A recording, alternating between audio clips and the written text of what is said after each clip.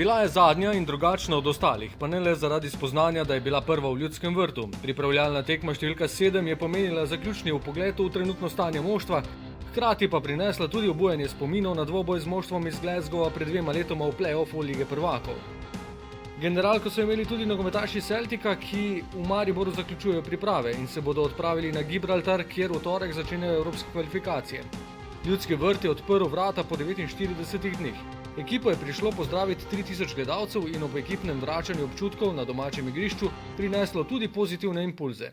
Sigurno kot prvo se je lepo vrniti v Ljudski vrt na našo zelenico v igralskem smislu, drugo pa, tako kot ste rekel, da je bil prisoten nek pozitiven utrip. Bili smo pozitivno sprejeti, pozitivno presenečeni, zelo nas veseli dejstvo, da so se navijači vrnili z nekim pozitivnem razpoloženju in nas bodrili celotno srečanje. Golov nismo videli, med najzanimivejšimi trenutki pa so se zvrstili naslednji poskusi. V 8. minuti prva priložnost za goste, z leve strani v kazenskem prostoru do udarca Kristi, Handanović je žogo odbil, Johansen pa ni uspel zadeti žoge za konkretnejši zaključek. Uvodna akcija z naše strani v režiji novincev v 9. minuti, Vrhovec po uspešnem odvzemu žoge z globinsko podajo proti Saniju, toda vratar Gordon je bil hitreje pri žogi. V 24. minuti na podoben način na drugi strani s pravočasnim posredovanjem Handanović preprečil Dembelejo, da pride do udarca. V 27. minuti pa beležimo poskus Bajdeta z roba kazenskega prostora čez prečko. V drugi polčas naša ekipa z 10 novimi igralci in najprej akcija za aplavz tribun po predložku Vilerja v kazenski prostor, Novaković do udarca z glavo, žoga pa ob vratnici. V 59. minuti še ena grožnja, Ogrinec na levo stran do Salaliha, ki je prišel z žogo do obetavne situacije, a se ni šlo s zaključkom. Minuto kasneje je Santi znova prišel do udarca, tokrat z 18 metrov mimo vratnice.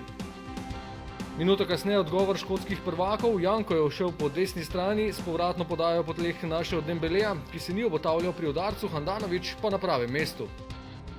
V 74. minuti nova uspešna akcija v vijoličastem, Santi po preigravanju na rob kazenskega prostora do Vršiča, ki se je takoj odločil za udarec in ob ciljanju nasprotnega kota usmeril žogo ob vratnici. Za konec pa še poskus Rogića, ki ga je ukrotil Handanović in ostalo je pri razpletu brez golov. Priprave so končane, niz treningov in 7 tekem je prinesel različne ugotovitve.